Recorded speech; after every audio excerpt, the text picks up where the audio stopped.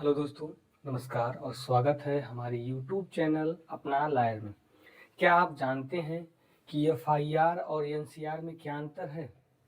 तो सबसे पहले हम ये जानना चाहेंगे कि जो एफआईआर और एनसीआर है, इन दोनों में क्या पुलिस अधिकारी को अन्वेषण करने की जो है शक्ति होती है? तो हाँ, पुलिस अधिकारी एफआईआर और एनसीआर दोनों में ही अन्वेषण कर सकती है, लेकिन जो एफआईआर होता है इसमें पुलिस अधिकारी बिना वारंट के किसी व्यक्ति को गिरफ्तार कर सकती है।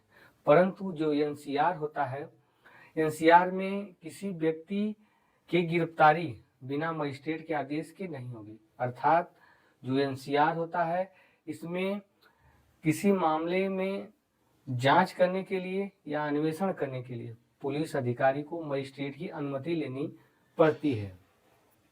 तो आते हैं एफआईआर। जो एफआईआर जो है किन मामलों में जो है दर्ज होगा? तो एफआईआर होगा संज्ञेय मामलों में होगा।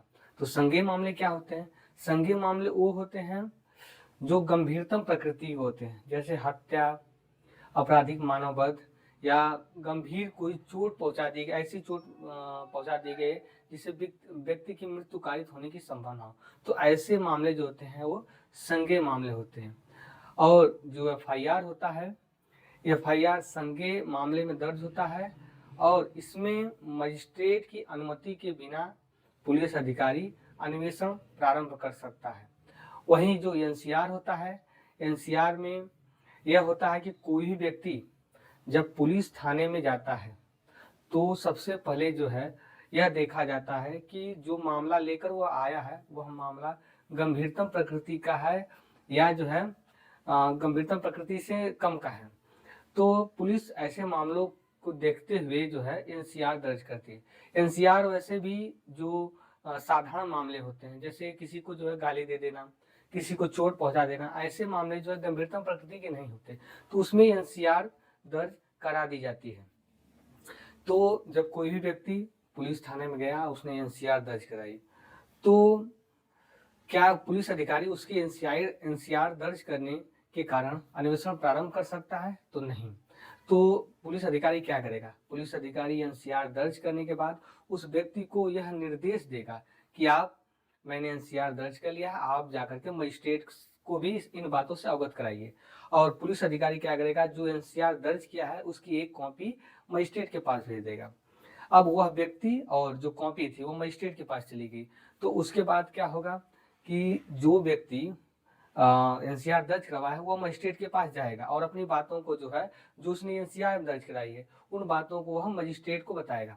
यदि मजिस्ट्रेट उस व्यक्ति की बातों से जो है सहमत हो जाता है, मतलब वह यह समझता है कि जो बातें इसने एनसीआर में लिखाई है वह बातें जो है सही हैं, तो उस एनसीआर के बेस पे मजिस्ट्रेट जो है उस मामले में जो है पुलिस अधिकारी को अन्वेषण का आदेश दे सकता है।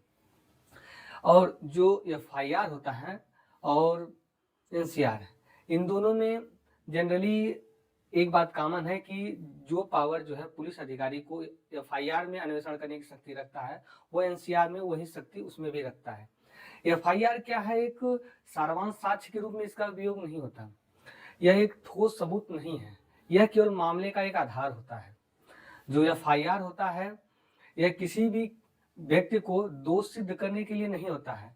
एफआईआर जो होता है, जिस व्यक्ति ने एफआईआर दर्ज करवाया है, यदि उसका मामला कोर्ट में जाता है तो जब उस व्यक्ति को गवाही के लिए बुलाया जाता है तो उस व्यक्ति की बातों को एफआईआर से टैली कराया जाता है। यदि वह एफआईआर की बातों से जो है अलग कोई बात जो है उसमें बताता है कोर्ट के सामने, तो इसलिए एफआईआर का उपयोग किया जाता है। एफआईआर का उपयोग जो होता है वह बातों को खंडन और संपुष्टि के लिए किया जाता है।